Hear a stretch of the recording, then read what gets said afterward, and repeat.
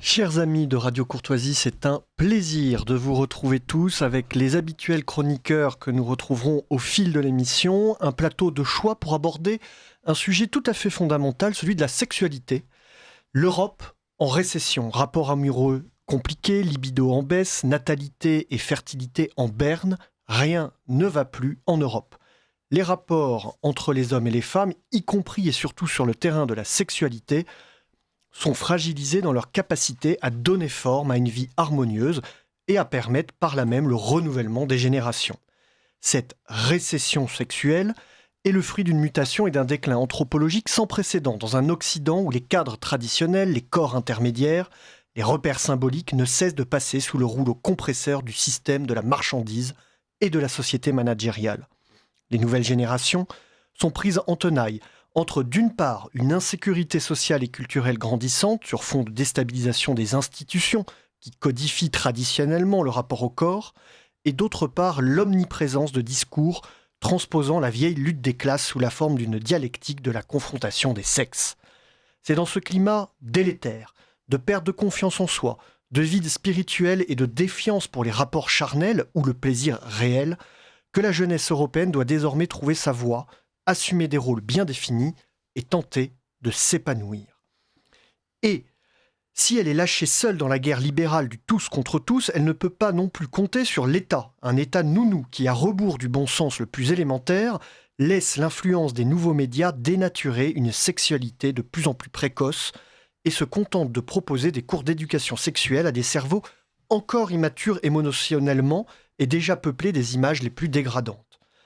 En prenant en compte la réalité des nouvelles sociologies, des nouveaux moyens de rencontre amoureux ou les nouveaux moyens de fonder son foyer, le libre journal Vive la civilisation européenne se propose avec vous, chers auditeurs de Radio Courtoisie, de faire un état des lieux critique de la sexualité des Européens et d'esquisser, pourquoi pas, les voies à explorer pour résoudre cette crise qui est une crise de fond.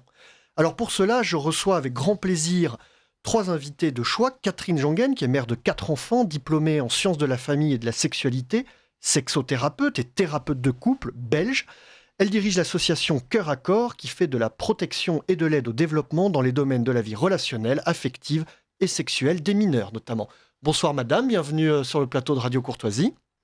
Merci beaucoup. Nous recevons également Floriane Janin, 30 ans, 3 enfants, journaliste pour Télé Liberté. Elle est spécialisée en maternité, éducation et société et présentatrice d'Immédiat, l'émission indispensable de revue de presse critique qui décortique l'actualité. Floriane, bonsoir. Bonsoir, merci beaucoup. Hubert Calmette est avec nous également. Alors lui, je l'appelle le marketeur défroqué. Je sais pas s'il aime d'ailleurs ou pas cette expression. Il analyse et il décrit aujourd'hui les arcanes de la société libérale marchande. Il a même forgé dans son dernier ouvrage, le guide marketing de la dissidence, aux éditions de la Nouvelle Librairie, le concept d'addictature, la dictature de l'addiction à la consommation et aux écrans. Et c'est dans ce contexte d'addictature que la sexualité dégradée ou caricaturale s'inscrit d'ailleurs parfaitement. Alors merci d'être avec nous, le temps est compté.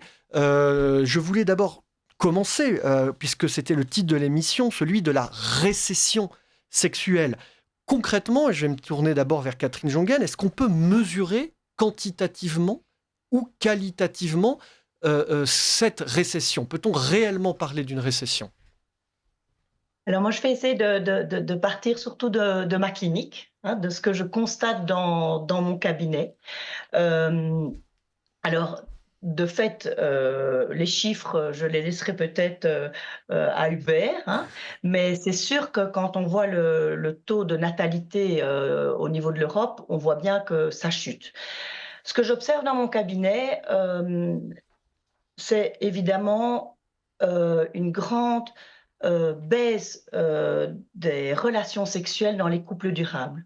Donc il y a beaucoup de couples même qui sont ensemble depuis 2-3 ans, des jeunes, qui viennent chez moi parce que dans le fond, ils n'ont plus de relations sexuelles entre eux. Euh, et c'est quelque chose de très complexe parce que ça les rend vraiment dans une grande souffrance du lien. Donc souvent, ils arrivent et ils me disent, en fait, on est comme des colocs. On est comme des colocs. Voilà, donc ça j'observe.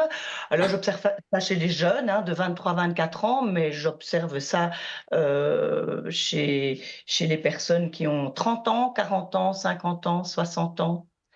Donc, comme si, la relation, sexuelle, hem, n'avait plus le vent en poupe. Alors après j'imagine qu'on verra Et alors justement, est-ce pourquoi. que en sortant de votre cabinet, notamment dans la littérature scientifique ou chez vos confrères ou tout simplement on peut caractériser ça d'un phénomène, constant, régulier, massif ou, on est sur du sur-mesure avec quelques couples par-ci par-là? Non, je pense que c'est massif. Je pense que c'est massif. On le lit dans des livres, par exemple, de sociologie, d'Eva Illouz, par exemple, une sociologue vraiment très reconnue au niveau mondial, dans une œuvre qu'elle a intitulée «Pourquoi l'amour fait-il si mal aujourd'hui?»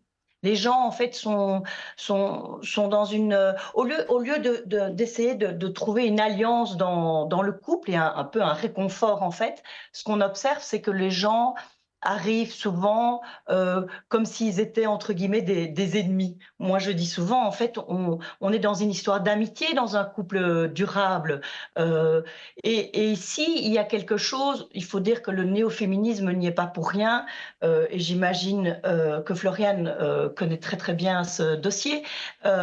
C'est sûr que le néo-féminisme, heu, fait véritablement, œuvre de nouvelles guerres des sexes. Donc les femmes vont s'opposer aux hommes, et les hommes, d'une certaine manière, souvent dans mon cabinet, je vois bien, ils sont dans une position très très basse, avec les femmes qui prennent des positions très très hautes.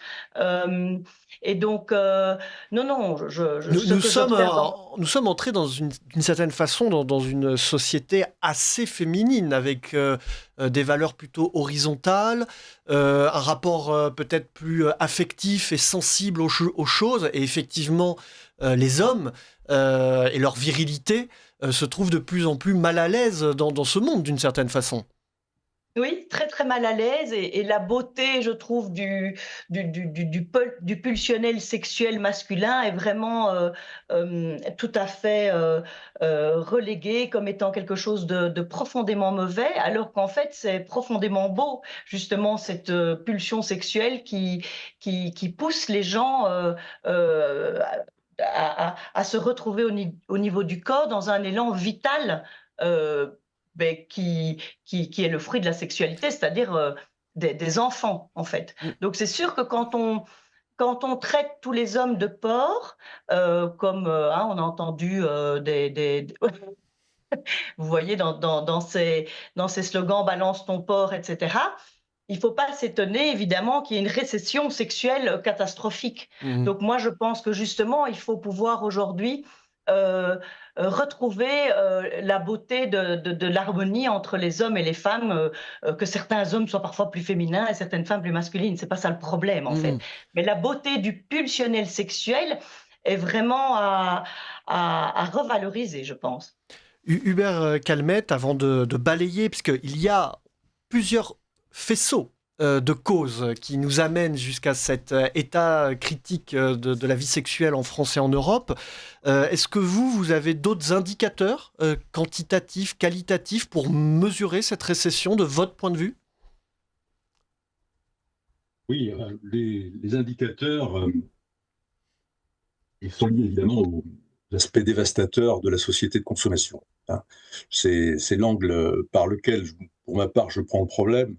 Les formations professionnelles obligent, hein, même si je ne suis pas un marketeur défroqué, mon froc est propre, cher ami, car je n'ai travaillé que pour des marques identitaires ou des territoires enracinés. Mais, Excellent. mais, mais, évidemment, je connais trop les dérives de mes collègues et les dérives de ce domaine, le marketing, la publicité, la société de consommation, pour voir combien cela a créé des dommages considérables.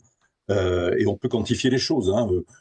L'espérance de vie moyenne d'un couple est de 6 ans aujourd'hui, je crois. Il y a évidemment des fractures répétées, une difficulté à aller sur un attachement durable.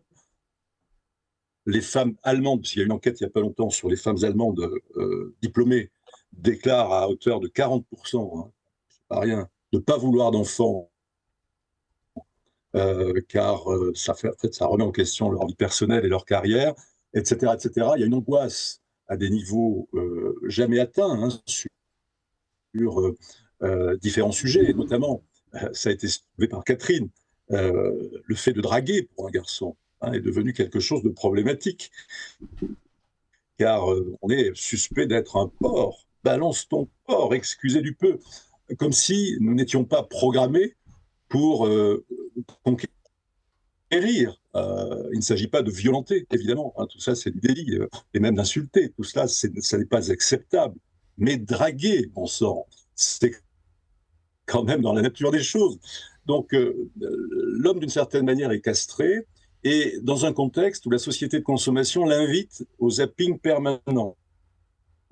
Vers ce qui se passe, et qui est très symptomatique dans tous les domaines, c'est ce que Jean Baudrillard appelait la néophilie, hein, dans son ouvrage La société de consommation, c'est la volonté d'aller toujours vers la nouveauté, zapper en permanence. Ce zapping permanent, qui semble être une source de satisfaction, est en fait une source d'insatisfaction permanente. Et c'est bien le problème. C'est bien le problème. C'est-à-dire que la somme de petits plaisirs que l'on cherche à satisfaire n'équivaut en rien au grand plaisir d'un attachement durable, d'un amour fort, qui va évidemment nous inscrire dans la durée. Mais cela, la jeunesse ne veut pas l'entendre, hein. Alors, il y a la satisfaction réelle ou factice et immédiate qui est induite par la société de consommation. Il y a aussi la notion de désir, de toujours vouloir quelque chose de nouveau. Et c'est une notion qui existe aussi dans le couple ou dans la sexualité, le désir. Alors, est-ce qu'on est dans la société de consommation, là aussi, dans une version dégradée, contrainte du désir, ou est-ce qu'il y a aussi finalement une sorte de transvasement d'un désir sexuel qui n'existerait plus au profit d'un vrai désir pour d'autres choses, des objets de consommation? Le problème est que lorsqu'on peut tout avoir, on ne désire plus rien. Et le problème de la société de consommation, c'est ça, hein. Vous êtes dans un supermarché, hein, vous allez de rayon en rayon, on vous fait cheminer de rayon en rayon, comme un site porno vous fait cheminer de catégorie en catégorie, et tout est accessible. Et l'hyperdisponibilité tue le désir. Vous n'avez plus besoin de conquête, en fait, il suffit d'aller chercher, alors pour le coup, un plaisir virtuel, mais vous avez le sentiment de cette disponibilité, de cette hyperdisponibilité. Et c'est cela qui castre le désir, en réalité. Donc la société de consommation a eu évidemment un effet délétère avec des moyens colossaux. Quand vous avez 950 milliards de dollars à dépenser en publicité pour coloniser chaque année l'imaginaire des citoyens, n'imaginons pas que la pollution mentale n'est pas dévastatrice. Elle l'est de fait. Et elle impose des modèles, elle impose des pulsions qui, au bout du compte, vont avoir un effet absolument dévastateur sur la vie, notamment affective et sexuelle des jeunes. Donc des déséquilibres dans les couples, on a vu ça avec Catherine Jongen, la société de consommation qui nous impose la satisfaction immédiate, les désirs. Floriane Janin, dans le spectre de causes qu'on peut imaginer amener à cette récession sexuelle, vous en voyez d'autres ? Ce qui est intéressant et ce dont Hubert parlait, c'est bien sûr cette notion de zapping. Le zapping, c'est vraiment le fondement des réseaux sociaux aujourd'hui. On nous invite vraiment à passer d'un contenu à un autre. Donc on entretient effectivement cette forme d'insatisfaction permanente et ce besoin de scroller. Les sites de rencontres. Mais est-ce que ça empêche vraiment la sexualité ? Écoutez, à partir du moment où l'on considère que le portable s'invite dans de nombreux ménages, dans les chambres et au cœur même du foyer et de l'intimité sexuelle des gens, ça évite évidemment de faire l'amour. D'ailleurs, je pense que ça nous est tous arrivé. Si jamais on dit « oui, je vais me coucher tôt ce soir », et puis on se retrouve dans le lit à scroller sur des trucs débiles, au lieu de se reposer. Donc vous imaginez, si on ne se repose pas, on est fatigué. Si on est fatigué, on a mal à la tête, on ne fait pas l'amour. Donc évidemment que ça a un impact. D'ailleurs, le concept même des applications de rencontres est fondé là-dessus, sur ce scrolling. On passe à droite ou à gauche. Alors je sais pas, moi j'ai jamais téléchargé ça, mais il faut valider à droite, je crois, pour dire qu'on aime le profil, et passer à gauche pour dire qu'on le zappe. C'est bien exactement le mode de fonctionnement qui est recherché.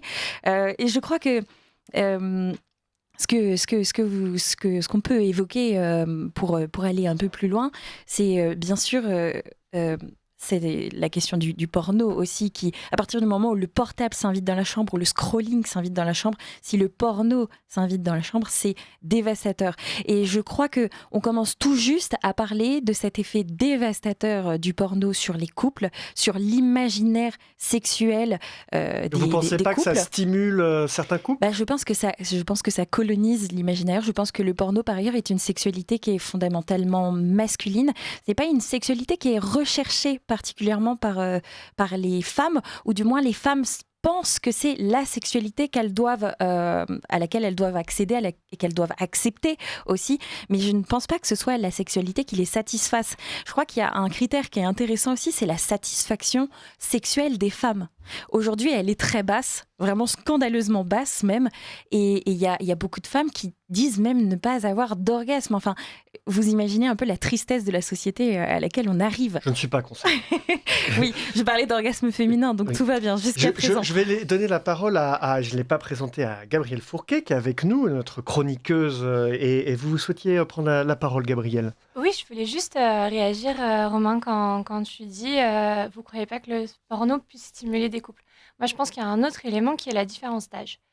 Vous êtes un homme d'une quarantaine d'années, certes séduisant, mais donc vous avez connu un monde où le porno n'était pas avait pas conditionné votre vision de la sexualité.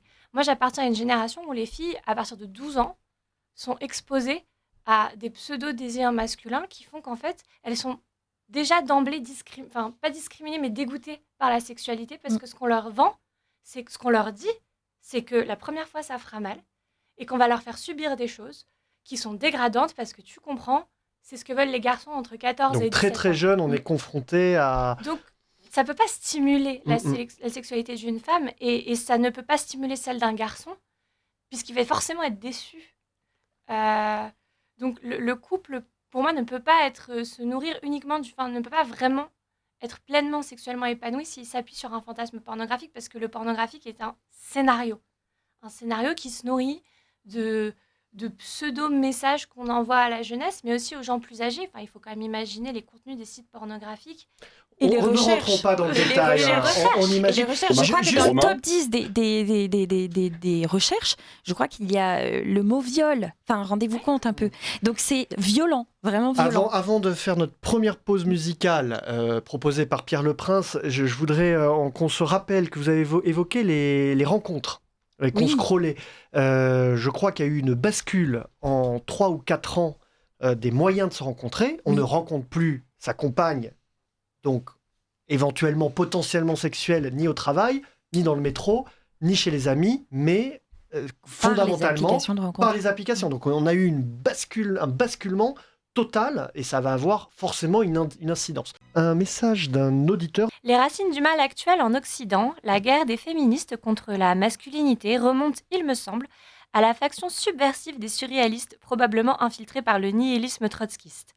Les petits livres plus ou moins poétiques d'André Breton, comme Nadia, ou surtout Arcane 17, qui est un livre ésotérique portant sur l'avenir de la civilisation occidentale, ont mis en avant que le pouvoir devait revenir à la femme, à l'étoile avec un E majuscule, symbole de libération et satanique. Alors, satanique, ça appartient évidemment aux commentaires de l'auditeur. Hubert Calmette, pour poursuivre nos discussions. Je voulais juste commenter les propos de Gabriel. C'est bien Gabriel, n'est-ce pas? Tout à fait. Qui s'exprimait sur la surconsommation de porno chez les jeunes. J'ai eu, il y a peu de temps, un commentaire d'une collègue de Catherine, en fait, une pédopsychiatre, qui a eu en consultation, alors on ne sait pas si l'ado en question était accompagné de ses parents, un ado en dépression, qui venait de vivre une expérience douloureuse, amoureux d'une jeune fille, mais qui avait proposé un surconsommateur de porno, hein. On était à 6 à 8 pornos par jour, évidemment, accompagnés de pratiques masturbatoires, comme on peut l'imaginer.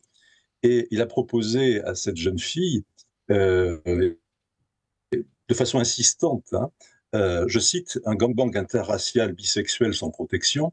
La jeune fille, évidemment, est partie en courant. À mon avis, elle court encore, d'ailleurs. Et voilà, on était en situation de détresse aiguë parce qu'il avait voulu reproduire, hein, comme beaucoup de ces jeunes. Je rappelle que seuls 20% des moins de 15 ans sont épargnés par le porno. Il avait voulu reproduire quelque chose qu'il avait vu et qui est quasiment pas reproductible. Enfin, je veux dire, faut appeler les choses par leur nom. Voilà un exemple. Je trouve caricatural, mais très parlant. Caricatural Pour et et Catherine peut-être. va pouvoir peut-être. Et est-ce que c'est pas non plus un peu facile de mettre nos problèmes de sexualité à l'échelle de 450 millions d'Européens sur le porno? Ça représente plus d'un tiers du trafic mondial sur Internet, le porno, Romain. Si je puis me Catherine Jogen, permettre. vous êtes confrontée à ça? 500. Oui, donc on vient justement de faire en Belgique 5 soirées sur la thématique du phénomène dramatique du porno chez les mineurs. Et donc, quand on dit mineurs, ça veut dire que maintenant, on sait qu'il y a des enfants de 4, 5, 6 ans qui regardent des images pornographiques. Mmh. Et donc, c'est très, très, très compliqué si le politique ne réagit pas, parce que les parents n'ont pas assez de force, en fait, hein, contre les écrans, hein, contre cette addictature. J'aime beaucoup le mot de Hubert. Donc, je pense vraiment que le phénomène pornographique est vraiment une des grandes problématiques dans la récession sexuelle. Ce n'est pas la seule, mais ça démolit complètement l'imaginaire des enfants, donc ça c'est dramatique. 2, dans les couples, il est nettement moins fatigant et on a besoin de beaucoup moins d'audace d'allumer son petit porno peinard pendant que madame est au lit, parce que sinon il faut quand même faire la cour à madame, lui parler, lui dire qu'elle est vraiment magnifique, simplement qu'on a beaucoup de gratitude parce qu'elle s'occupe bien des enfants, que par ailleurs son travail est très intéressant. Je veux dire, la femme, c'est très très compliqué. Les vrais préliminaires chez les femmes, c'est ça en fait. Ça veut dire on a besoin d'une ouverture du cœur, d'une reconnaissance de l'autre, d'une reconnaissance qu'il y a un lien. Donc vous comprenez bien qu'à partir du moment, et c'est fatigant de faire ça, je veux dire, il faut être attentif, il faut se dire, tiens, mais il faut regarder sa femme, il faut s'émerveiller devant sa femme, et donc c'est tout un C'est un travail. sport quotidien, je vous le confirme.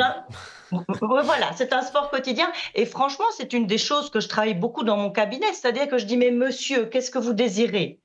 Mais je désire faire l'amour à ma femme. Pourquoi? Parce que j'aime ma femme, et que j'ai envie de lui faire l'amour. Ok, madame, pourquoi vous ne voulez pas faire l'amour avec monsieur? Parce que je me sens pas aimée de lui. Alors j'explique comment monsieur. Bon voilà. Mais donc c'est sûr que le porno là n'aide pas, puisque d'une certaine manière madame va se dire oh ben j'ai la paix, et il vient beaucoup moins souvent que d'habitude. Ou alors maintenant il y a des scénarios que personnellement, en tant que sexothérapeute, je trouve assez pénibles, quoi, pour avoir de l'excitation sexuelle, hein, puisque il faut bien comprendre, on disait tout à l'heure que le porno représente la sexualité masculine. Moi, je ne suis pas du tout d'accord. Je pense que le porno représente une sexualité qui excite les hommes et qui dégoûte les femmes, hein, et donc, en fait, c'est sûr que beaucoup d'hommes vont avoir oui, beaucoup moins de travail à aller, excusez-moi l'expression, se branler devant un petit porno. Et le problème, c'est qu'ils vont devoir augmenter tout le temps le taux d'excitation du porno. Donc ça, c'est quand même, c'est pour ça qu'on arrive tout de Absolument. suite dans des addictions au porno. C'est ça. Donc, on doit travailler en thérapie, ce qui est quand même très, très, très compliqué. Et donc, on a des hommes qui sont souvent addicts à la pornographie et beaucoup de femmes qui sont, comme on le disait tout à l'heure, extrêmement dégoûtées par la sexualité. Donc, dans mon cabinet, je passe mon temps à... Alors ça, je prends souvent les dames seules, les dames de tous les âges, hein, je sais pas moi, à partir de 20 ans. L'autre jour, j'ai souvent une femme de 21 ans, qui souffre de désir sexuel hypoactif, donc ça veut dire qu'elle a absolument aucun désir sexuel pour son copain. Vous m'étonnez, elle a commencé à regarder du porno donc en 5e primaire, c'est-à-dire plus ou moins chez vous 10-11 ans.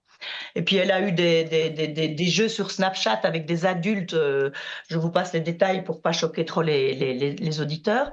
Mais donc évidemment, cette jeune femme n'a plus d'élan vital vers l'homme, le jeune homme qu'elle aime. Et donc c'est vrai que je dois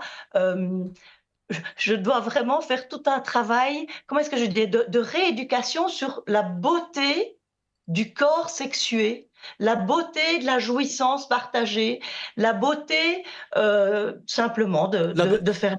La beauté simple et naturelle, finalement. Et c'est vrai qu'en discutant avec Floriane Janin, en préparant cette émission, on parlait un peu de la société de consommation, mais aussi la tertiarisation de nos sociétés, où la femme est un salarié comme un autre et l'homme est un salarié comme un autre, coupé de nos cycles naturels, coupé de nos envies naturelles, parce que le cycle du travail dans la société tertiarisée et de consommation nous bride finalement dans notre corps naturel, Floriane. Je pense qu'effectivement, aujourd'hui, on fonctionne en ignorant totalement la fenêtre fertile des femmes. On se dit que voilà, les femmes travaillent aujourd'hui. D'ailleurs, pour l'équilibre d'un couple, en principe, financièrement, ça devient une nécessité. Donc, c'est une réalité. Bon, de toute façon, les femmes ont quand même toujours travaillé. Le phénomène juste de la femme qui est purement au foyer, c'est quelque chose de très bourgeois, il faut le rappeler à chaque fois. Mais voilà, la femme travaille aujourd'hui. Elle est un salarié comme un autre. Et on ne considère plus ce temps de la maternité. Et ce temps de la maternité, c'est le temps de la fertilité, mais aussi le temps où l'on a les enfants, le temps où les enfants sont tout petits, le temps où les enfants prennent du temps, le temps où il faut s'occuper des enfants.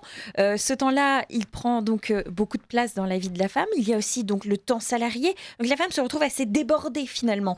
Donc c'est difficile ensuite de maintenir un temps pour son couple et encore plus difficile encore peut-être de maintenir un temps sexuel. Et pourtant, tout cela, c'est nécessaire pour équilibrer. Donc, on a peut-être des difficultés à équilibrer toutes ces casquettes aussi. Je rappelle ensuite, dans un second temps quand même, que le congé maternité qui permet de s'attacher à nos enfants est très court aujourd'hui. Pour un premier enfant, on retourne travailler après 8 semaines en France, après 8 semaines de congé maternité. Donc l'enfant a 2 mois et demi. 2 mois et demi, on le confie à quelqu'un d'autre. Le congé parental est extrêmement court. D'ailleurs, il est en pleine évolution actuellement en France. On voudrait faire quelque chose que moi, personnellement, je trouve absurde. On voudrait qu'il soit partagé de façon égale entre l'homme et la femme dans le couple. Et là, on vient d'aborder un point très particulier du problème, c'est-à-dire qu'on voudrait que l'homme soit aujourd'hui une deuxième femme dans le couple. Parce que la mère étant absente et prise par sa carrière, par son travail, elle a besoin de soutien. L'État ne lui apporte pas un soutien, il dit c'est à l'homme de faire. Mais donc, ça veut dire qu'on est en train de transformer les hommes aujourd'hui en des femmes. Sauf que un homme, pour le désirer, il faut qu'il soit viril. Il faut que ce soit une virilité saine, naturellement. Mais il faut qu'il soit viril. Et s'il n'est pas viril, si on le féminise, eh bien, on a un vrai problème. Alors, attention, messieurs, les mascus, je ne suis pas en train de dire que faire la vaisselle, c'est une tâche de bonne femme. Moi, je trouve ça hyper sexy, un mec qui entretient sa maison, qui sait repasser sa chemise et qui sait s'occuper des enfants, changer une couche, etc. Je veux dire, il faut pas juste... C'est tout à fait le cas des hommes de ce plateau. Exactement. Voilà, je tiens à le dire. Non, mais en fait, c'est la différence entre un homme et un garçon. Voilà, un homme, il sait s'occuper de sa maison, il sait s'occuper de ses enfants, il sait s'occuper de sa femme. Voilà, un garçon... il regarde du porno. Un garçon, il sait pas repasser. Un garçon, il fait pas son lit. Voilà, c'est ça la différence aujourd'hui. Donc, soyez des hommes, en fait. C'est le message qu'il faut envoyer aujourd'hui aux hommes, c'est ne soyez pas des femmes comme nous, soyez des hommes, pas des garçons. Gabrielle Fouquet. En fait, j'ai une question que je voulais vous poser depuis le début, à la fois à Floriane, à Madame Jeangan, mais également à Monsieur Calmette. Depuis tout à l'heure, je vous écoute. Et il y a un élément qui est ressorti, ceci dit, c'est la division entre la sexualité et l'émotion. Floriane a dit très justement que chez la femme, le préliminaire, le désir commence par l'oreille. Vous, Mme Jeangan, vous avez précisé que vous rencontriez en fait des couples qui sont d'abord des colocataires. Et Monsieur Calmette parlait on va dire de la viabilité, la date d'expiration rapide de l'intimité, puisque l'intimité, c'est pas que les draps, c'est aussi tout ce qu'il y a autour. Et donc, je me demandais si le nœud du problème, il n'est pas dans le fait qu'on a oublié ce qui suscite le désir à l'origine, qui est la tendresse. Je suis peut-être un peu romantique, mais à quel moment est-ce qu'on a arrêté de vouloir séduire tendrement les mots doux? À quel moment on a arrêté de croire que l'amour et la sexualité sont quelque part liés quand même? Est-ce que ça peut être un élément ou pas? Qui souhaite répondre, Catherine Jongen? Mais donc, merci beaucoup pour cette bonne question. Dans la sexualité, on dit toujours qu'il y a deux courants. Le courant génital, ça c'est vraiment voilà, les organes génitaux, entre guillemets, le porno qui est que là-dedans, et le courant tendre. Et de fait, cette tendresse, cette gentillesse l'un avec l'autre, moi ce que souvent, je vois les couples, je l'ai déjà dit, mais je le redis parce que c'est fondamental pour que les couples durent et puissent avoir du désir, et donc du désir aussi de tendresse, mais sexuelle aussi. Il faut de la gratitude, donc reconnaître l'autre, se dire, mais quand est-ce que... C'était quoi les différents gestes cette semaine ou aujourd'hui où je me suis sentie aimée de l'autre? Et en fait, quand on pose cette question dans le cabinet, c'est magnifique. Ils disent, en fait, tu m'as donné la main quand on était là chez des amis. Ou alors, tu es venu près de moi et tu m'as donné un baiser doux dans le cou. Ou alors, ça va être monsieur qui a porté la valise alors qu'elle était un peu... les roulettes étaient cassées. Enfin, je sais pas, je pense à des choses qu'on m'a dites la semaine dernière. Donc vraiment, cette espèce de tendresse qui fait que les cœurs sont connectés. Et du coup, en fait, ce qui s'est passé, c'est que depuis 1968, on a dit interdit d'interdire, jouir à tout prix, tous des slogans comme ça, où on a parlé de la sexualité vraiment presque exclusivement récréative, où on a vraiment délié du cœur et du cerveau. Et donc, c'est sûr que ça ne fonctionne pas, en fait. Le sexe, pour le sexe, ça ne fonctionne pas. Le sexe, il faut cette harmonie entre ces trois cerveaux sexuels dont Catherine Solano parle tellement bien. Le cerveau sexuel pulsionnel, ça c'est vraiment uniquement le porno. Le cerveau sexuel limbique et le cerveau sexuel cognitif, c'est-à-dire l'engagement. Et tout à l'heure, Floriane parlait du fait qu'on n'avait plus le temps non plus d'avoir des relations sexuelles. Un des petits outils qu'on donne aux couples, c'est vraiment de prendre des petits rendez-vous, des rendez-vous amoureux et sexuels, pour vraiment se dire, on est tous les deux là en train de se dire que ça, c'est vraiment la cerise sur notre gâteau, sur notre merveilleux de notre couple, et que sans cette cerise, c'est quand même beaucoup moins beau. Donc vraiment prendre du temps et planifier des petits rendez-vous. Et je termine, je dis c'est très important de comprendre que la sexualité dans les couples durables, ce n'est pas entre guillemets naturel comme beaucoup le pensent. C'est quelque chose c'est de l'érotisme. Ça veut dire que on peut construire et on peut vraiment planifier. Je sais qu'il y a beaucoup de gens, quand ils entendent ça la première fois, ils disent mais enfin, c'est vraiment pas de l'amour. Mais c'est parce qu'on repart de l'idée de la sexualité exclusivement récréative et on n'est pas sur la sexualité qui peut durer 70 ans, par exemple. Hein, si on se connaît à 20 ans et qu'on meurt à 90, voilà. On va écouter la chronique de Raphaël Emma qui a travaillé le sujet. Il nous livre sa réflexion. On l'écoute tout de suite. Tinder, ubérisation des rapports amoureux, sexuels, solitude, crise de l'engagement, incel, féminisme, amour consommable. Si mon grand-père, dragueur qu'il était dans sa vingtaine, se retrouvait dans le monde romantique d'aujourd'hui, il ne saurait pas où regarder. Tout est politique et ça peut prêter à sourire, mais l'intime aussi. Aujourd'hui, je voudrais vous parler d'un sujet aussi intime qu'essentiel, aussi privé que politique, la sexualité, et plus précisément de son déclin dans nos sociétés modernes. Un déclin silencieux, insidieux que peu osent nommer et qui pourtant révèle bien plus qu'un simple changement de mœurs. Il trahit une crise de civilisation, une crise de la socialisation, du rapport à soi, à l'autre, à la communauté. Et à travers lui, c'est l'avenir même de notre société, de notre natalité, de notre continuité culturelle et spirituelle qui se joue. Sexualité, symptôme d'un malaise civilisationnel. Commençons par les faits. Aux États-Unis, une étude de General Social Survey publiée en 2021 révélait que près de 1 homme sur 3 âgés de 18 à 24 ans n'avait pas eu de relations sexuelles dans l'année écoulée. Un chiffre en constante augmentation depuis les années 2000. Chez les femmes du même âge, cette proportion frôle les 20%. Et ces tendances ne sont pas propres au monde anglo-saxon, loin de là. En France, une étude de l'IFOP menée en 2023 montre une baisse marquée de la fréquence des rapports sexuels chez les jeunes adultes. Le nombre moyen de rapports sexuels par mois chez les 18-24 ans est passé de 5,1 en 2010 à 3,4 en 2023. Autre fait marquant, 32% des 18-30 ans déclarent ne pas être en couple et près de 45% disent souffrir de solitude affective ou sexuelle. Comme souvent, ce phénomène est multifactoriel. On ne saurait réduire la crise de la sexualité à une cause unique, monothématique. Il est le fruit d'un effondrement de la socialisation traditionnelle, d'un bouleversement anthropologique provoqué par la modernité liquide, encore elle qui, à son image, est venue aussi détruire l'un des terrains centraux de la socialisation, à savoir la vie romantique, amoureuse et intime. Je le disais dans ma toute première chronique ici, l'unité de base dans une société, ce n'est pas l'individu mais le couple, pour des raisons aussi basses qu'elles sont biologiques. Sans couple, pas de reproduction, pas de perpétuation, pas de transfert, pas d'héritage. L'individu seul n'existe pas car il est éphémère. Le couple est l'unité de base dans une nation, alors celui qui cherche à faire la guerre à l'amour, et ici à l'intime, cherche à faire la guerre à la civilisation. La numérisation des rapports humains, les applications de rencontres censées faciliter l'accès à l'autre finissent par produire l'effet inverse. Elles transforment le lien amoureux en marché concurrentiel, violent, aliénant, où l'humain est réduit à une image. Cela favorise les plus séduisants au détriment de la majorité, provoquant un déséquilibre radical dans l'accès à la sexualité, surtout pour les hommes. La montée de la solitude urbaine et numérique dans des sociétés atomisées, déspiritualisées, le tissu communautaire s'effiloche. Le rapport à l'autre devient anxiogène.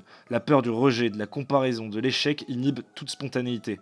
L'homme devient spectateur de sa propre vie, paralysé. Dans une société où la masculinité est régulièrement associée à la violence, à la domination ou à l'agression, le rapport homme-femme devient conflictuel, méfiant. L'initiative est suspecte, la séduction criminalisée ou caricaturée. L'homme devient soit prédateur, soit invisible. Résultat, une génération qui ne sait plus flirter, ni aimer, ni même oser regarder l'autre dans les yeux. Plus loin, dans une époque où la procréation est dissociée de la sexualité et la famille vue comme un fardeau, les pulsions se transforment en consommation puis en indifférence. Le désir meurt d'être vidé de sens. Il devient anémique, purement narcissique, incapable de se projeter. Ce déclin sexuel n'est pas seulement biologique ou psychologique, il est spirituel et civilisationnel. La sexualité est, dans toute culture enracinée, un rite de passage, un lien sacré entre les individus et les générations, une matrice de la continuité du peuple. Elle n'a jamais été taboue en Europe. Or, aujourd'hui, le sexe est devenu un bien de consommation, déréglé, sans fonction structurante. Il n'est plus lié à l'amour, à la fidélité, à la transmission. Il est hyper présent dans les médias, mais absent des cœurs et des corps réels. Cette contradiction crée une angoisse existentielle profonde. Une société qui érige l'hypersexualité en totem public, mais où les gens ne font plus l'amour, est une société au bord de la dépression collective. Tenter, mais sans réussir à le faire. Alors que faire ? Certainement pas se résigner. Ce constat amer peut être le début d'une reconquête. Il nous faut réapprendre à transmettre le sens du lien, de la communauté, du couple, du foyer. Il faut réhabiliter la masculinité et la féminité dans ce qu'elles ont de complémentaire et d'élevé. Il faut redonner un sens au désir à travers l'amour vrai, la fidélité, la construction d'un avenir en commun. Il nous faut aussi repenser l'éducation sentimentale, redonner à nos jeunes les codes de la séduction saine, du respect, du courage d'aimer. Il faut relocaliser la sexualité dans une culture identitaire, enracinée, structurante, tournée vers la vie. Le déclin de la sexualité n'est pas une anecdote sociologique. Il est le symptôme d'un effondrement anthropologique, d'une crise du lien, d'un déracinement profond. Mais il peut être aussi l'occasion d'une reconstruction si nous avons le courage de regarder en face ce vide et d'y répondre par le sens, le beau, le sacré. Redonner un avenir au désir, c'est redonner un avenir à notre peuple. Alors embrassons-le. Tenons-nous loin de ceux qui voudraient nous le censurer. Célébrons les flirts d'été, les dragues de soirée, les engagements, les couples qui se forment, les jeunes hommes dragueurs et les femmes qui veulent plaire. Pour redonner un avenir au désir, il faut redonner de la confiance à toute une génération. Le printemps rira de nouveau. C'était la chronique de Raphaël Emma, auditeur de la promotion Mistral. Hubert Calmette, est-ce que ça vous inspire, cette chronique ? Ah bah oui, elle est très inspirante et j'ai pas grand-chose à rajouter, si ce n'est que finalement le fond du problème, hein, il ne s'agit pas de faire ici du puritanisme à deux balles. Hein. Tout à l'heure, on a tiré la boulet rouge sur le porno. Bon, très bien. Le porno, il est problématique quand il y a addiction, hein, quand on n'est plus maître du jeu, et c'est souvent le cas. Mais le fond du problème, c'est que il y a une peur, et c'est soulevé d'ailleurs par l'orateur précédent, là, il y a une peur de l'attachement, une peur panique de l'attachement sur le long terme. La jeunesse est pétrifiée à l'idée de s'engager au long cours. Hein. L'attachement se tisse, c'est une histoire au long cours. Et ce qu'il faut arriver à faire comprendre à nos jeunes couples, c'est que il y a des liens qui délient les chaînes. Hein. L'addiction, c'est un enchaînement. On est enchaîné, on n'est plus maître du jeu. C'est la perte du libre arbitre. Et lorsqu'on refuse une relation un peu plus complexe, durable, complice, véritable, on s'expose à aller d'expérience en expérience, et de l'expérience à la pratique, il n'y a qu'un pas, et de la pratique à la déviance, il n'y a qu'un autre pas.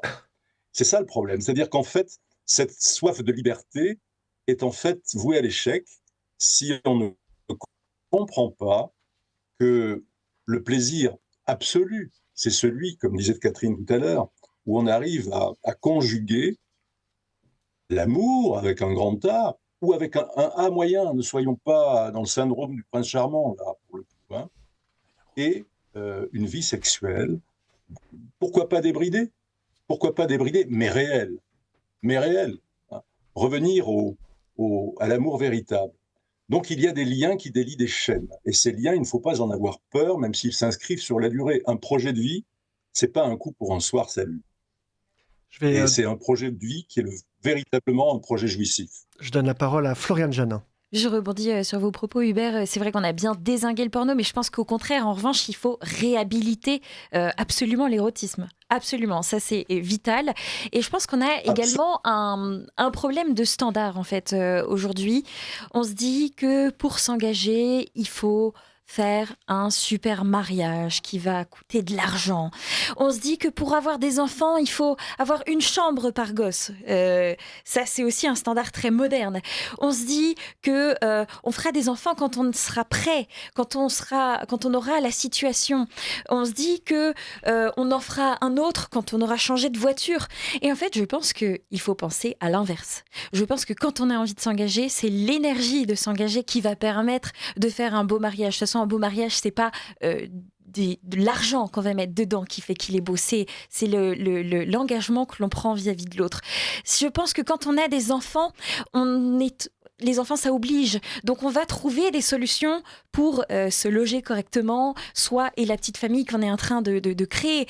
Je pense que également, ça va nous permettre de progresser dans le milieu professionnel et de progresser en tant que couple et d'agir ensemble, en équipe, pour pouvoir justement élever ses enfants et s'élever soi-même et les élever, eux, vers une liberté qu'on leur offre en modèle. Je pense que, voilà, effectivement, aujourd'hui, je pense que vraiment, on réfléchit à l'inverse de ce qu'il faudrait, et peut-être c'est parce que on a effectivement trop de choix, qu'on se dit que ces attaches finalement sont négatives et vont nous couper de notre liberté. Quelques mots des auditeurs de Radio Courtoisie qui nous écoutent. Bonjour à tous. Soit on considère la diffusion du porno comme un retour à l'Antiquité, il suffit de voir les fresques de Pompéi pour s'en convaincre.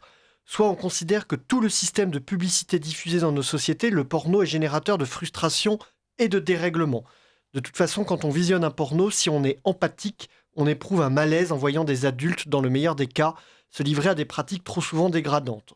On va voir ce qu'on a honte de voir, un peu comme on courait aux exécutions jadis. Un auditeur... Excusez-moi, mais par rapport à Pompéi, parce que j'en parle souvent, ok, il y avait quelques représentations pornographiques, mais ça n'a absolument rien à voir avec l'invasion et l'industrie criminelle du porno qui démolit de nombreuses personnes qui travaillent dans cette industrie. Donc voilà, donc je pense que oui, la précision était à apporter. Oui. Même les publicités de Saint-Valentin, enfin je veux dire, voir étaler absolument partout des femmes en porte-jartel et en string, c'est quand même une société qui pose question. Ça pose vraiment question. Un autre message à un auditeur. Dans les années 70, j'ai découvert adolescent la pornographie à travers des revues éditées au Danemark que certains camarades faisaient circuler discrètement. Il est vrai qu'à cette époque, Internet n'existait pas et la découverte de la sexualité se faisait par le biais de revues. Enfin, un autre auditeur... De nouveau, excusez-moi, mais on ne peut pas comparer le phénomène pornographique contemporain à ce type de magazine qui était le début. Mais c'est absolument pas la nocivité pour les jeunes et pour tous les mineurs et pour les couples n'est absolument pas identique. Oui, Hubert Calmette disait on a perdu le contrôle. Quelqu'un qui allait, entre guillemets, chercher cette revue au fin fond du grenier, trouvée au Danemark ou chez un grand-père, il le prenait, il le reposait, il avait le contrôle. Ce que vous dites toutes les deux, c'est que là, on a perdu totalement le contrôle. On est dans la dictature de l'émotion, du plaisir immédiat et dans cette espèce de course en avant. Il y a presque un côté compétition. Et dans une industrie criminelle, hein, il faut quand même le dire. Oui, absolument. Bien sûr, mais Romain, de toute façon, on ne parle pas du tout de la même chose. Les fresques de Pompéi, c'est de l'érotisme, c'est de l'art. Hein, c'est de l'art, il y a de l'art érotique, voilà. Hein, et il y a une érotique solaire. Hein, ça, c'est clair. Et les pornos dont on parle des années 70, qu'on a tous consommés plus ou moins, c'est totalement anecdotique par rapport au porno immersif trash auquel on a droit aujourd'hui. C'est une toute autre histoire. C'est une toute autre histoire, puisque là, il y a une difficulté de plus en plus grande à discerner le vrai du faux. Il y a une schizophrénie ambiante qui s'installe. C'est-à-dire que nous avons des jeunes qui ne savent plus où est le vrai et le faux. C'est ça le problème, où est le vrai et le virtuel. Et donc, ça n'a rien à voir. Et l'arrivée du métavers et de toutes ces technologies laisse présager de temps encore plus compliqués si on ne fait pas de la prévention. Donc, il faut peut-être en venir aussi, au-delà des constats qui sont terribles, à ce qu'il faut faire auprès des jeunes.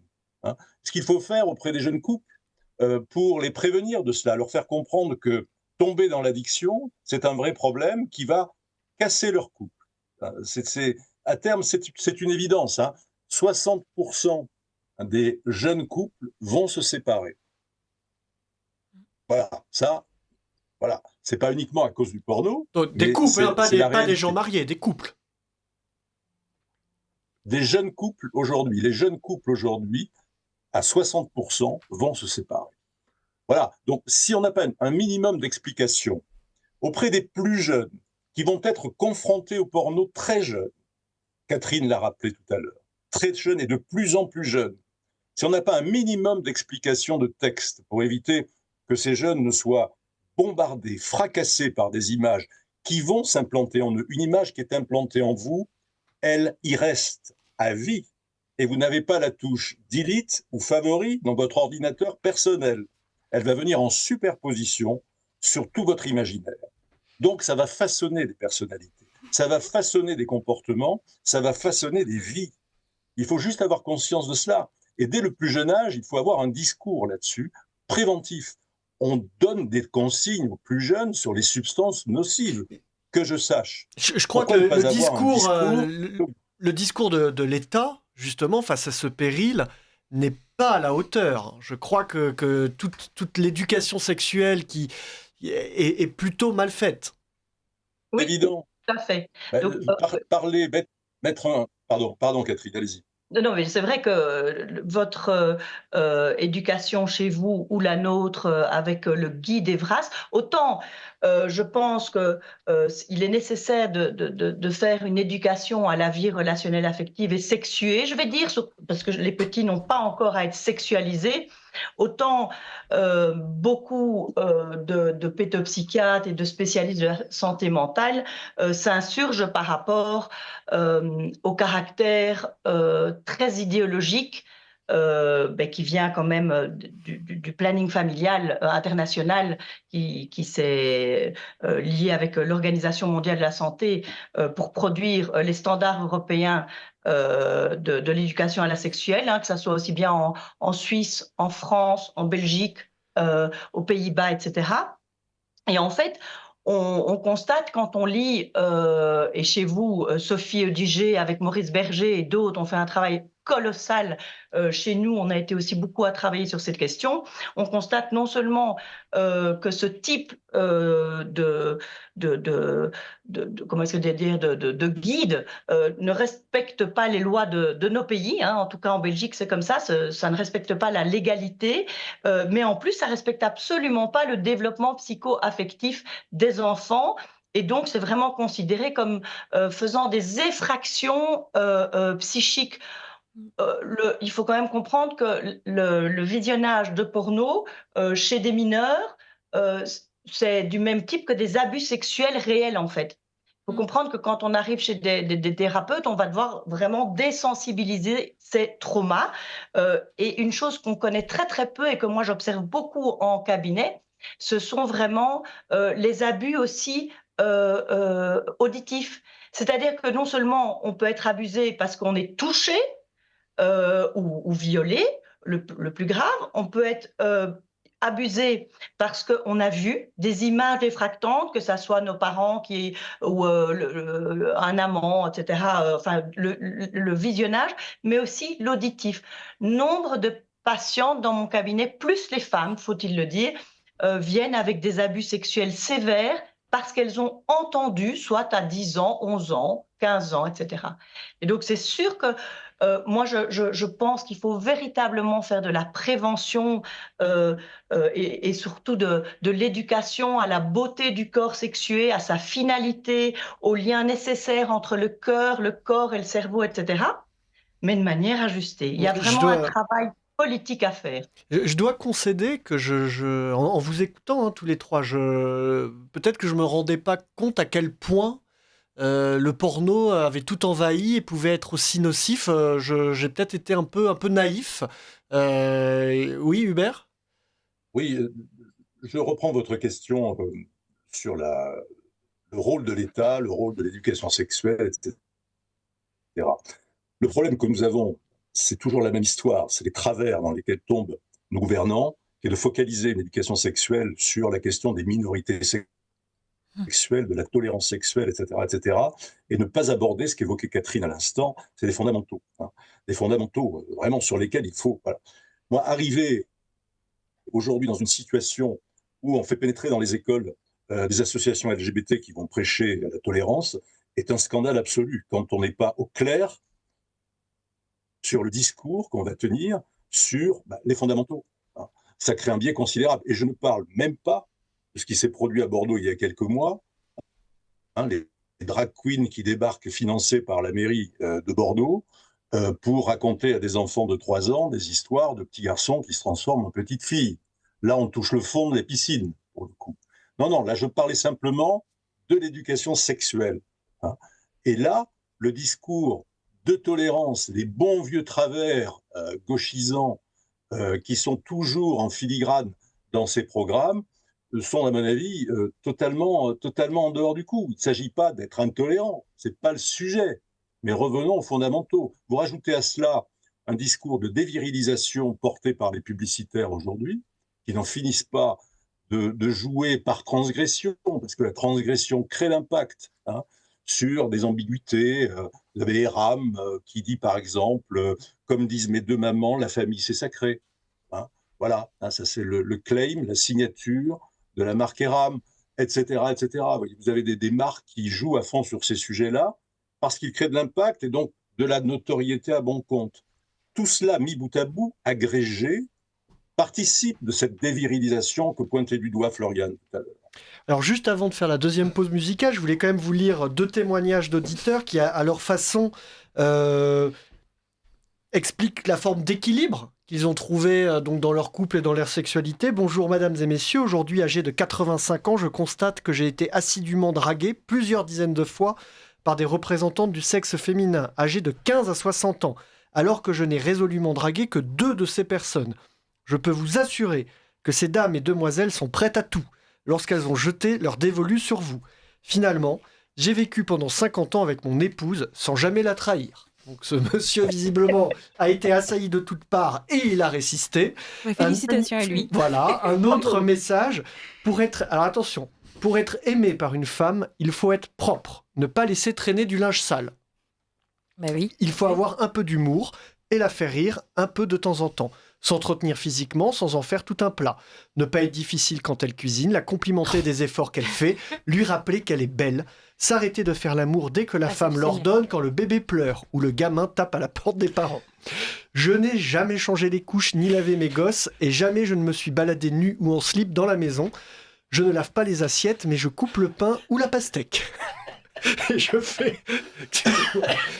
fais tous les travaux les plus physiques et m'occupe de toute la paperasse. J'ai toujours joué avec mes enfants, mais je suis un homme à l'ancienne et ma femme et mes enfants même. Excusez-moi du rire parce qu'il est tard, mais c'était vrai. C'est une forme d'équilibre qui se sont trouvés tous les deux. Mais le couple, c'est pas du tout le 50-50 en fait. Et oui. Je crois que c'est vraiment l'écueil dans lequel on est en train de tomber aujourd'hui. C'est pas du tout du 50-50. D'ailleurs, de toute façon, il y a un problème. Si un jour l'un des deux tombe malade, on ne peut pas être 50-50, ça va être 90-10, quoi, globalement, pour faire 100% à deux. Donc le jour où on est malade, déjà, c'est plus du 50-50. En revanche, par contre, et vraiment j'insiste sur ce point, il faut trouver un équilibre juste. Et dans la mesure où aujourd'hui, la femme travaille majoritairement et n'est plus au foyer, et où les hommes de toute façon n'ont plus les moyens d'entretenir aussi une femme au foyer, parce que c'est une vraie question en fait, ce salaire unique qui n'est plus suffisant dans le couple. D'ailleurs on le voit bien, enfin, nos grands-parents accédaient à la propriété bien plus vite que ma génération. Bref, passons. Mais donc dans la mesure où la femme travaille, il est normal, et les féministes soulèvent évidemment un loup. Et elles ont raison de le faire. Peut-être les solutions qu'elles apportent ne sont pas les bonnes, mais elles ont raison de souligner que ce n'est pas normal que ce soit les femmes qui fassent la majorité des tâches ménagères, que ce n'est pas normal que ce soit systématiquement les femmes qui fassent la cuisine, que ce n'est pas normal non plus que ce soit les femmes qui s'occupent spécifiquement et à 100% des enfants. D'ailleurs, les enfants, ils ont besoin d'un père, et un père, ça va avoir des jeux différents d'une maman. Donc, c'est important que les deux s'investissent dans le foyer. C'est même vital. Enfin, je pense que ça cause beaucoup de séparation, en fait, finalement, ce mauvais partage des tâches aujourd'hui.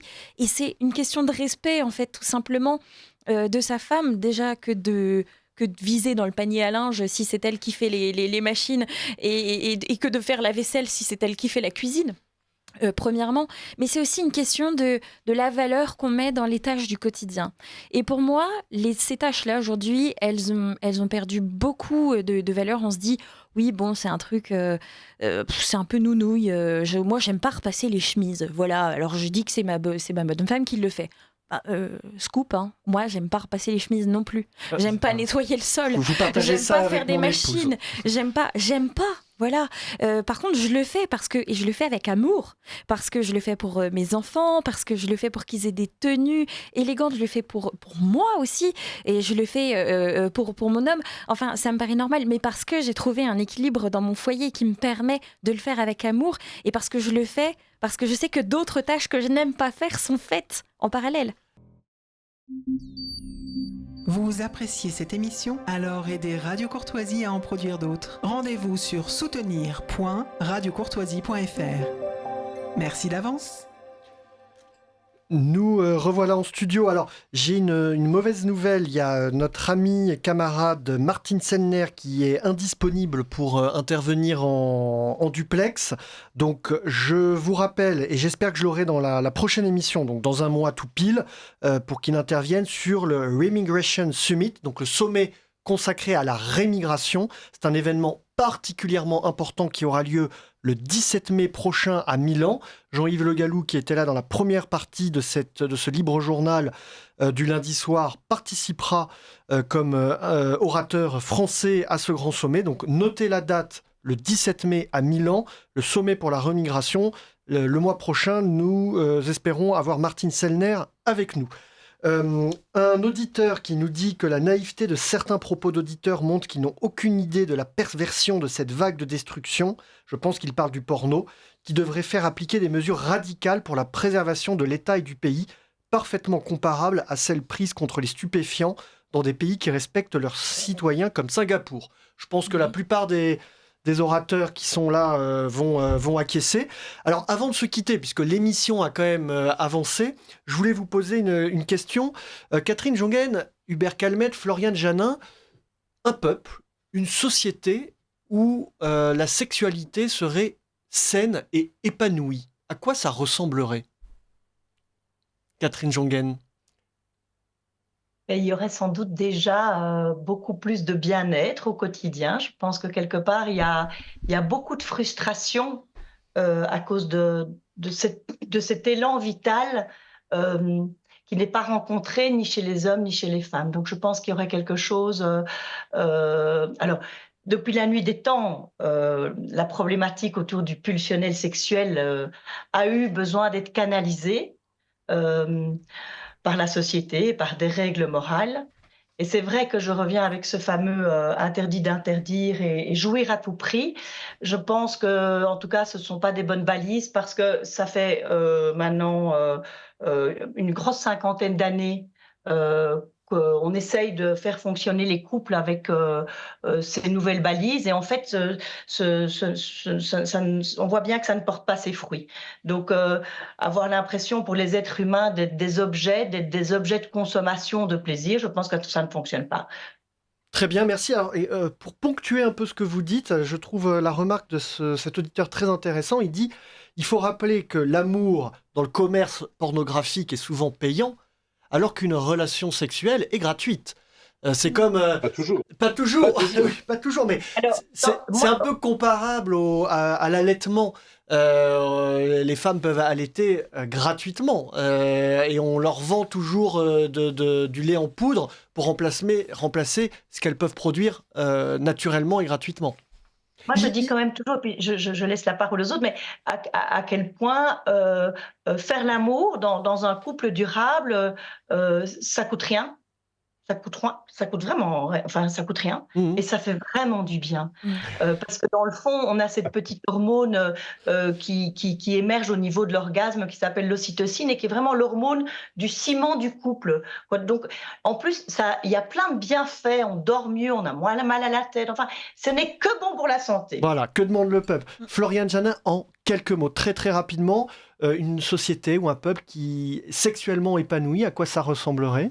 Je pense que déjà, on aurait des couples plus unis et aussi des familles plus unies. Peut-être qu'il y aurait plus d'enfants aussi, parce que je suis persuadée que le plaisir a quelque chose à voir là-dedans, dans la quantité d'enfants qu'on a envie de mettre au monde. Je pense que les relations sexuelles jouent beaucoup, surtout si elles sont épanouies. Et non, globalement, j'ai rien à ajouter de plus. Hubert Calmette, le mot de Il y conclusion. aurait moins de consommation aussi peut-être. Ben. Si plus de sexe apaisé, c'est moins de pulsions, c'est peut-être moins de fringues, moins de fast fashion, moins de tout ça, quoi. Parfait. Hubert Calmette, pour conclure, il est temps de conclure. Pour moi, c'est un monde dans lequel l'ordre naturel, le processus vital, l'élan vital, serait à nouveau sacré, le centre de tout. Une érotique solaire, ça peut paraître un petit peu panthéiste, mais je vais juste rappeler les mots d'un dominicain, le père Carré, qui disait aux gens qu'il mariait, devenez mariés, mais demeurez fiancés. Et cet homme d'église, en fait, faisait l'apologie, peut-être sans le savoir, mais en le sachant probablement, d'une érotique solaire. Et je crois qu'il faut réinjecter cela dans nos têtes. Très belle Formule conclusion. magnifique. Oui, merci à tous pour votre participation. Il est l'heure du rendez-vous poétique de Frédéric de Cinquiaux, auditrice de la promotion Homer. C'est Autour d'un verre. Autour d'un verre, le rendez-vous poétique du libre journal Vive la civilisation européenne. Je commence.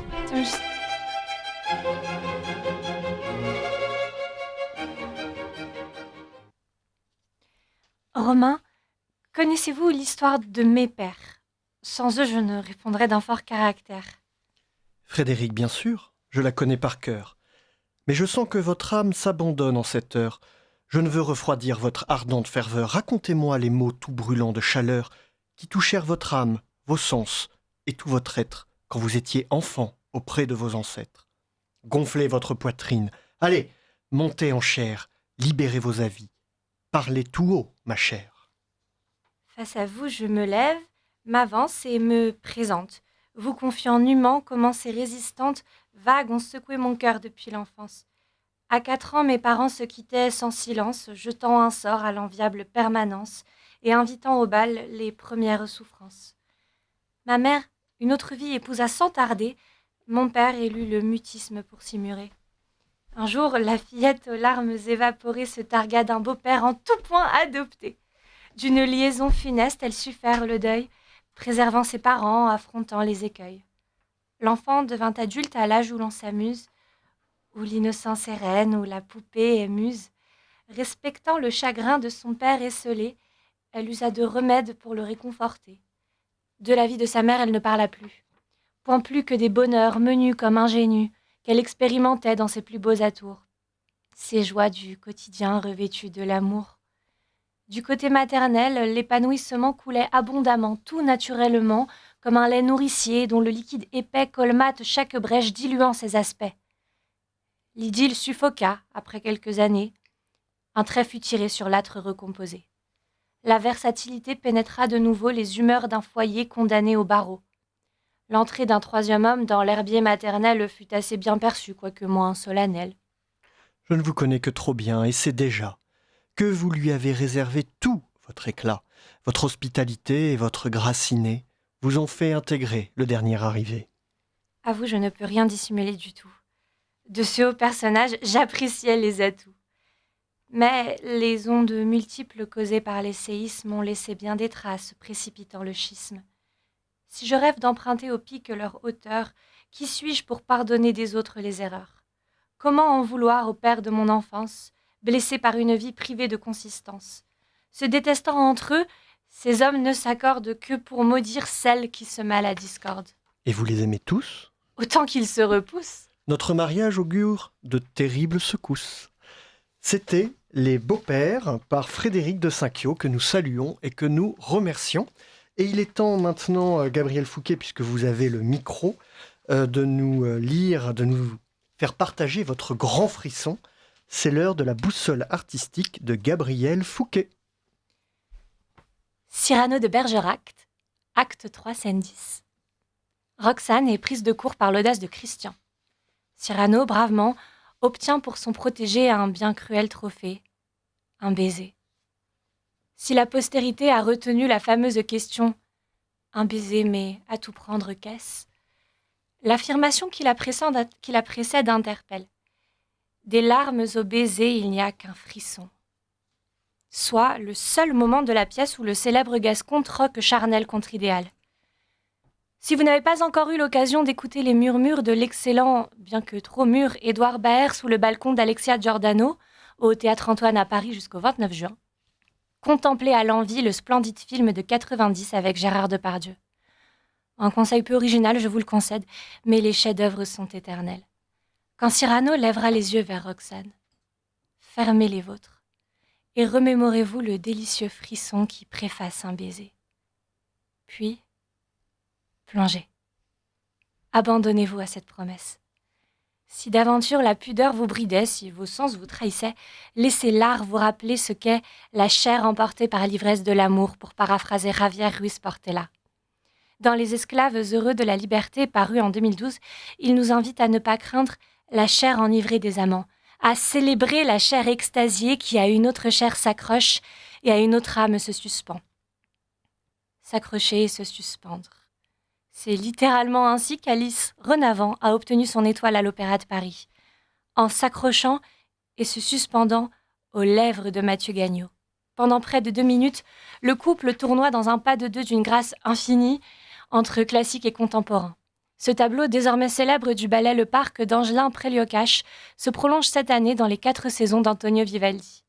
Pour célébrer le tricentenaire de l'œuvre emblématique du compositeur vénitien, 5 chorégraphes s'inspirent de la recomposition magistrale de Max Richter pour faire danser le sentiment amoureux.